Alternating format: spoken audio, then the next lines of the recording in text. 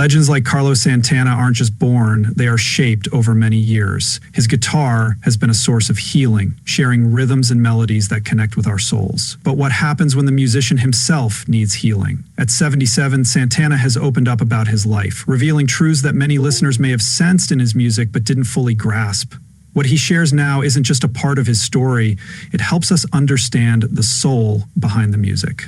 Let's explore the amazing story of Carlos Santana. Every note he plays tells a story, and every song reveals more about him as a true legend. Legends like him have a special charm that makes us pay attention to everything they do. For many years, Carlos Santana has used his guitar to blend rock, blues, and Latin music in a unique and beautiful way. His story starts. Carlos was born on July 20, 1947 in the sunny town of Outlandero, Mexico. Life there was simple, filled with culture, and music surrounded everyone. His father, Jose Santana, was a talented mariachi violinist who loved music deeply. For Jose, music was more than just a job. It was his way of life. He hoped his children would pursue music too. Carlos received his first violin when he was 5 years old, and he practiced while his father watched closely. Carlos admired his dad's talent with the violin, but he found playing it more like a chore than a way to express himself. However, by the time he was 8, he discovered the guitar and everything changed for him.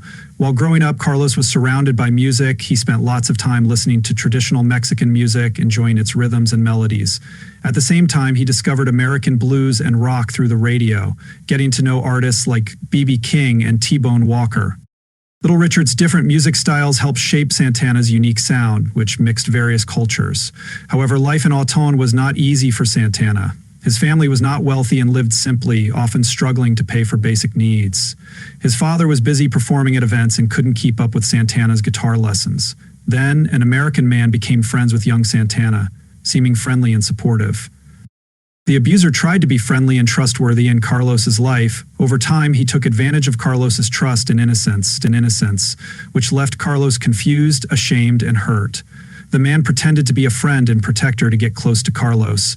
He put Carlos in situations where the abuse could happen, often pretending to help or guide him. The grooming process made Carlos feel stuck and confused, not knowing how to get away from it. It took a heavy emotional toll on him. He felt alone and carried a heavy secret that he couldn't tell anyone, which caused him to feel ashamed for many years.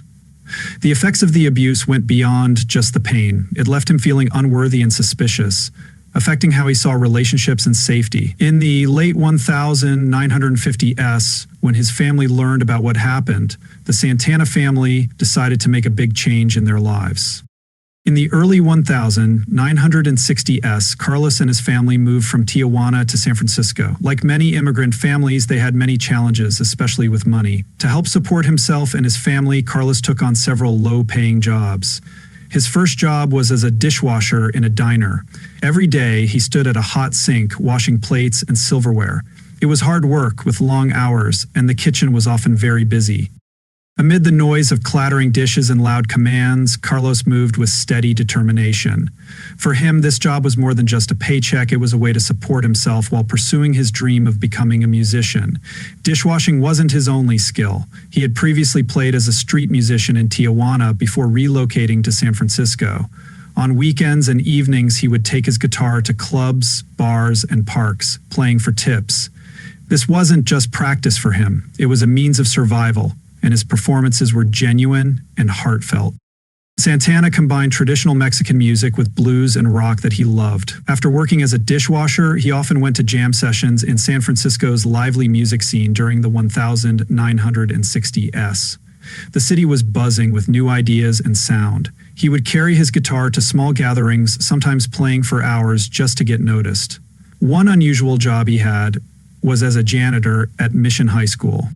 Carlos returned to his old school, where he used to be a student. Cleaning the halls was a humbling experience for him, but he didn't let it get him down. Instead, he viewed it as an important part of his journey. His first big opportunity came when he started the Santana Blues Band. At that time, San Francisco was a hotspot for new music and creativity, with places like the Fillmore West featuring up-and-coming talent. The Santana Blues Band began performing there. Small clubs and bars gained popularity for mixing Latin rhythms, blues, and rock music. Carlos's passionate guitar playing became the band's trademark. Although they often earn just tips, they're happy to be making music. Their big break came in 1966 at the famous Fillmore West, a venue known for helping any artists start their careers thanks to concert promoter Bill Graham, who was important for Santana's success. Graham was good at recognizing talent, and when he watched the Santana Blues Band perform, he saw they were exceptional. He invited them to play at the Fillmore, a popular venue for many famous artists at the time. In 1966, Santana's band got their start there and wowed the audience with their fresh sound, blending Latin rhythms, blues, and rock. Carlos's guitar solos were captivating and full of feeling. Graham, a well-known concert promoter, greatly influenced Santana's career. He had a talent for finding great musicians, and when he saw the Santana Blues Band play, he realized they were unique. He invited them to perform at the Fillmore, a venue that helped many famous artists rise to fame. The turning point for Santana happened in 1969 at the Woodstock Festival. Carlos was only 22 years old when his band unexpectedly got the chance to play at this historic event. They were supposed to play later, but a last-minute change had them go on stage earlier than Carlos was ready for. He hadn't even fully come down from a hallucinogenic trip, which he later said made the experience feel strange. However, as soon as he played the first chord, the audience was captivated. Their performance of Soul Sacrifice turned out to be one of the most memorable moments of the festival. The energy and passion were so intense it felt like everything in Carlos's life had prepared him for that moment. The Woodstock performance was even more impressive because of the chaos happening behind the scenes. Carlos later shared that he had taken psychedelics before going on stage, which made the experience both strange and difficult. However, he still gave a fantastic performance that ensured his place in rock history. After Woodstock, Santana's career took off. In 1969, with a lot of support from their manager Bill Graham, Santana and his band signed a deal with Columbia Records. They performed that same year at a big event. Woodstock and their amazing performance of Soul Sacrifice quickly made them famous. This performance was captured in the Woodstock film, highlighting the band's lively energy and Carlos's impressive guitar skills in front of a large audience. Soon after, they released their first album, Santana, in 1969, which included the hit song Evil Ways. The album mixed rock, Latin rhythms, and blues, reaching number 4 on the Billboard 200 chart and remaining there for over 2 years. This established Santana as a well-known band. The music world, Santana's second album, Abraos 1970, took their success to even greater heights. It included iconic tracks like Black Magic Woman, a cover of the Fleetwood Mac song that Carlos transformed into a Latin-infused masterpiece, and Oe Kamova, a reimagined Tito Puente classic. Abraos reached number 1 on the Billboard charts, selling millions of copies and cementing Santana as a household name. The third album, Santana I319 7. One continued the streak, featuring hits like No One to Depend On and Everybody's Everything. During this time, guitarist Neil Schon joined the band, which added a new guitar layer to their music. As Santana became more famous, Carlos started exploring spirituality and included those influences in his work. This change was clear in the 1972 album Caravanserai, which was different from their earlier style. The album focused on jazz fusion with experimental sounds and calming themes. Although it didn't sell as well as earlier albums, it received positive reviews. Carlos Santana is praised for his willingness to take risks, but while his career was thriving, his personal life was more difficult. Many people see icons like Carlos as perfect and above challenges, but even the most talented individuals face tough times. For Carlos, one of those challenges was dealing with addiction. During that time in the music world, drugs were very common and almost part of the industry. For Carlos, it wasn't just about the drugs. Carlos initially used substances to cope with feelings of loneliness and stress. He wanted to calm his mind when life became too hard. What started as an occasional escape quickly turned into a dependency. Drugs became an easy way to feel better, but they only led to more problems for him. Addiction harmed not just his health, but also his relationships and his music. However, there was a turning point for Carlos, and it wasn't just... Carlos had many realizations and choices during his recovery, and spirituality was very important to him. He got involved with Indian guru Sri Chinmoy in the early 1970s. His partner Deborah, who was the daughter of famous blues guitarist Saunders King, stood by him during this time. Coming from a musical family, they found an immediate connection. They got married in 1973 and enjoyed a strong relationship for over 30 years, with Deborah being a constant source of support for Carlos. Carlos became very famous, and together with Deborah, they had 3 kids: Salvador, Stella, and Angelica. Deborah helped manage both Carlos's personal and professional life.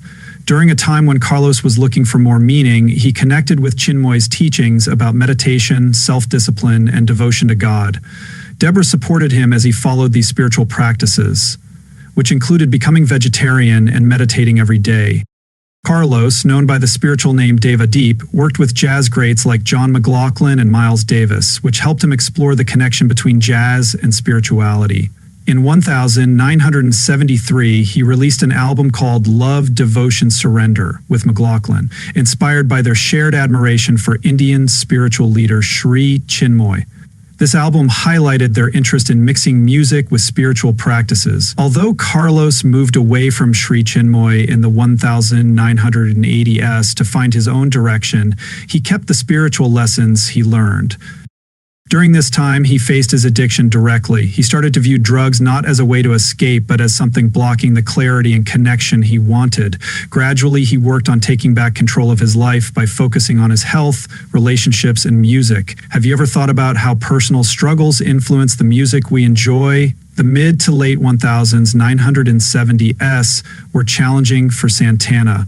The band experienced internal conflicts and creative differences, causing many original members to leave.